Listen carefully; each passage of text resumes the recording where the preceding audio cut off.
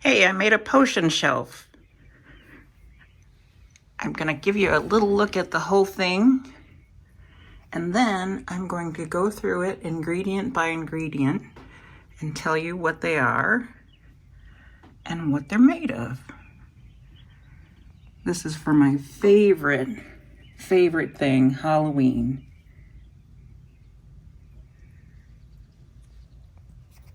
This was so much fun to make. There were so many different types of things to do. There's woodworking, there's little sculpting of some clay, a lot of digital stuff with the labels, and then just concocting what will look like something else.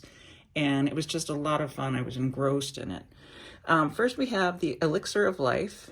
And can you see that these little shiny life threads are moving about a little bit? I don't know if you can see it, but that is made from, it's what people who make fishing lures use.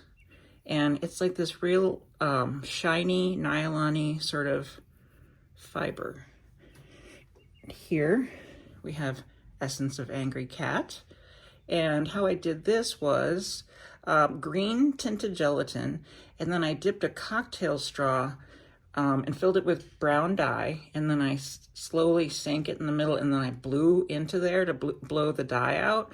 And so I kind of am sad that I have to have this label in front because it covers it up, but that's okay. There's his essence of that angry cat.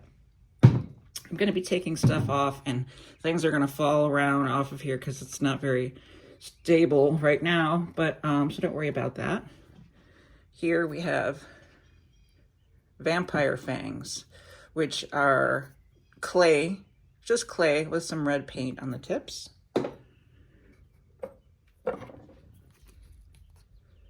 Never-ending nightmare elixir. And this was just a bottle that I took black clay and sort of just pressed it around the whole bottle and then made this guy's face, which he cracks me up. Look at how pissed he is. He's just pissed. What am I doing on this bottle?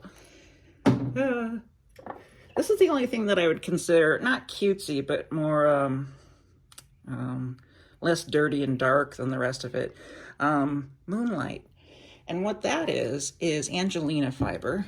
And if you're not familiar with that, it's this real fluffy fibrous stuff used in crafting, and then when you iron a bunch of that together, it's flat, and there's different uses. You can Google it if that sort of thing interests you.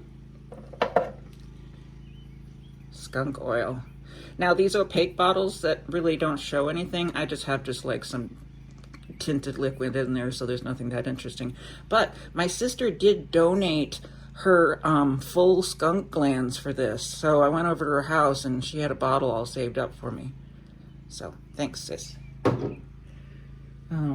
Okay, Egyptian tomb soil, and that is brown sugar with a lot of gold glitter in it.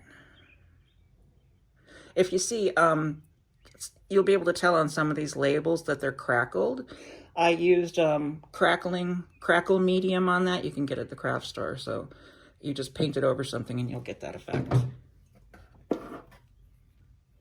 Here are some brain pills for people who need assistance in their brain. And it is chickpeas, dried chickpeas before they're cooked. And they're just painted a nice brain color.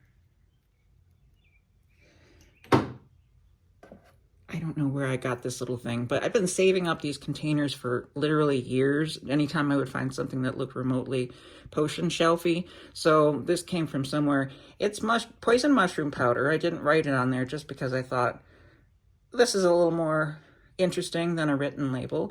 And I put in there, this is glued down so you couldn't get into it anyway and you can't see in there, but I put some flour tinted with cocoa powder in there. And this is a cabinet pull. That's glued right on there. All right, I did sculpt this little skull, and I would say that he's dang cute. Nothing in this shelf is meant to be cute, but he is. So the coffin nails are just nails I got from my garage that I put in a rusting solution, and I bent them all. Anti-aging elixir. I don't know if anybody needs that. This little thing it was some sort of thing in a craft store. It was either like a sticker kind of thing that you put on stuff, and I've had that forever too. And then a little red wax around the cork. These corks I had to sort of carve out of larger wine corks. That's why they're a little bit rough, but that works. Spider legs. How cute is that? Here they are. And what these are is this kind of yarn. I don't know if you're a knitter or whatever. It's sari silk yarn, and it's real hairy like that. So I just cut off some lengths of it, and then I put watered down glue in it to stiffen it up, and that's what these guys are. I don't know where I got this little wooden jug anyway, but it's been sitting there waiting for the right time. Bone dust. I think I just put some salt in there. Cemetery dirt. Coffee grounds.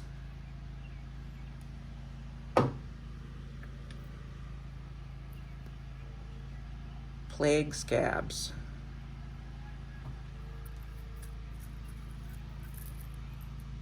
Cornflakes painted scab color.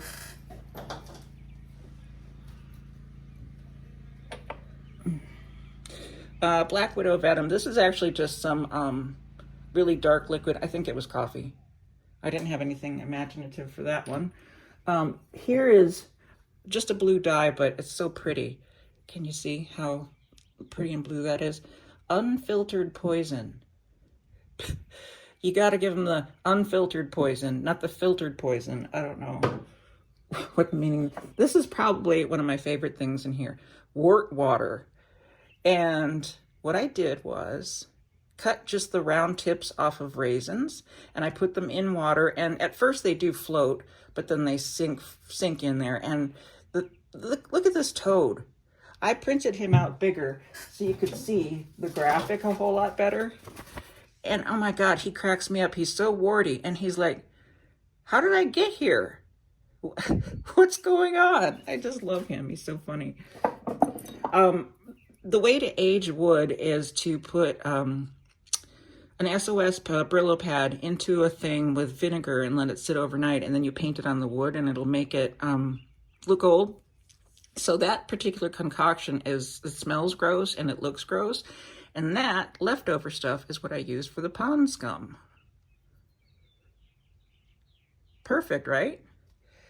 All right, and fae wings.